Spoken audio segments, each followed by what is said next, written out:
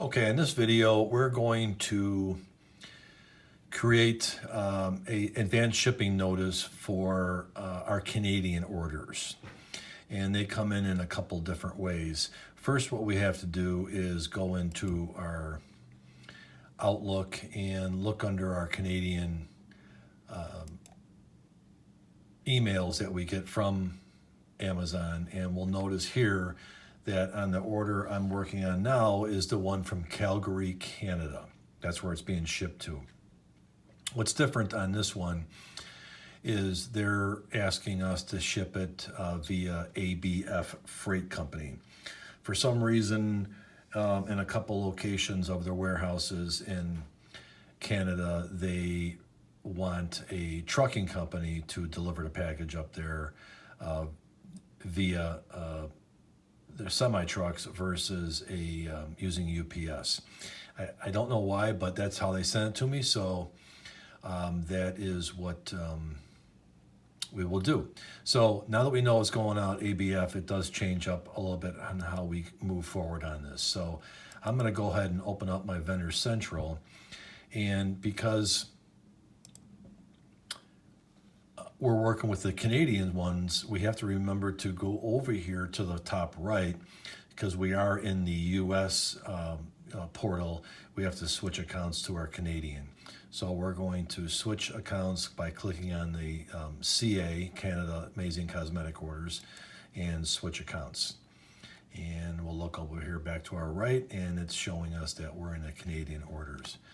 So I will go over here to over orders, and then we'll go down to shipments, and we will again go under submit the ASN for our final paperwork for these orders in Canada. And I'll find the one that's going to Calgary, which is this one here. I'm going to drop down and print the advanced shipping notice. So this is the paperwork at this point is very similar to the ones for the US. So I'm going to hit next and confirm on that. All the packaging is the same. We're only shipping one item, believe it or not. So it's all set up. We're sending one fair concealer.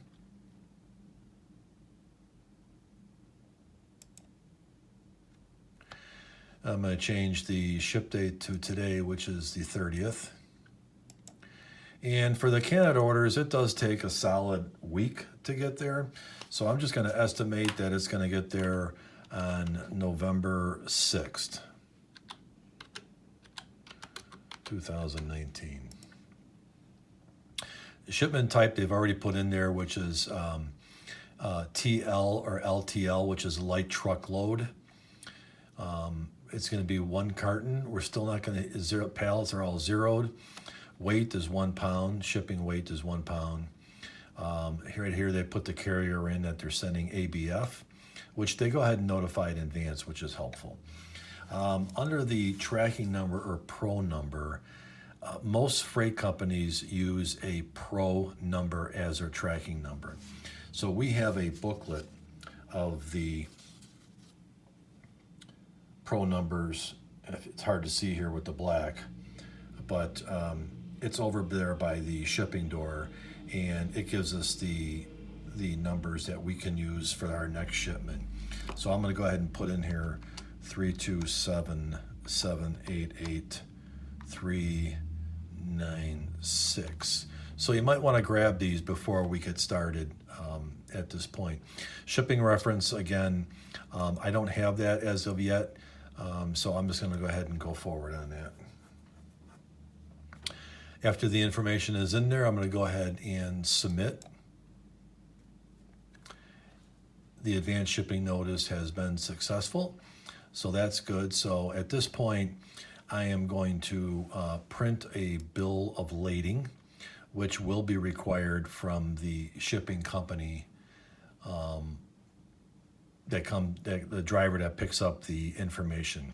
And they're going to need 2 copies of this, because they're going to sign a copy and give it to me, and they are going to take 1 copy with them. So at this point, I am going to hit print. I'm going to make sure it is set to my Nancy printer. I'm going to increase it to 2 copies, and I am going to print. So while that's printing, what I also need to do is print a carton label, as we do with the US orders. It's going to require us to print a carton label so they can identify the carton through their scanning machine.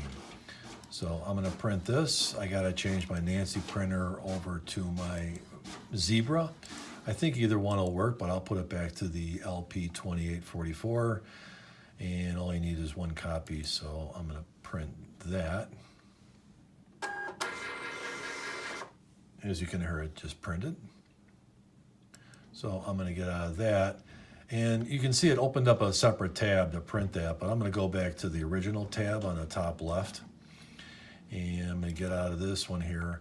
Now the last thing I need to do at this point too is I also need to create a commercial invoice, which anytime you ship out of the United States, all packages require a commercial invoice. So at this point, they are asking for an invoice number, and I'm just going to put in 16000 because at this point I do not have a invoice from our headquarters, but the truck is on its way and I need to get this done.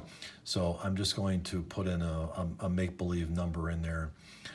It doesn't really have any pertinent information as far as the invoice is concerned. Anytime you see the red asterisk here is information that has to be filled in.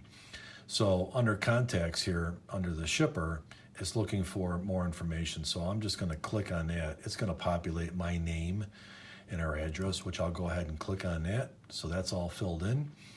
And we are also the seller, so I'm going to do the same and provide the same information. And everything else is already populated by their information. The only thing left for us to do is check off whether this is a small parcel shipment, which it quite is. So I'm going to click on yes, and I'm going to come over here to the right, and I'm going to submit the commercial invoice. And it's giving me an important message. It's just telling me that once I submit it, it's pretty much done at this point. So that always pops up, not to worry about it. So I'm going to hit the submit button for a second time. And the last thing it's going to ask me to do is to print the commercial invoice. So I'm going to go ahead and print that. And it wants to always print 3 copies. So I am going to click on my print button, and I'm going to change it from the Zebra back to our Nancy because we're going to print full copies of this. And I'm going to print 2 copies, one for me and one's for our driver. And I'm going to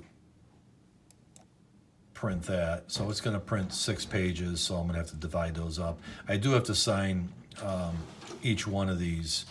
They ask for a signature on each one of them, so I will have to sign that. So at this point, I'm done with this, so I can tab back to my commercial invoice at this time, and I will have to put the paperwork together, including an invoice from our headquarters, and get those out. And we'll cover that in another video.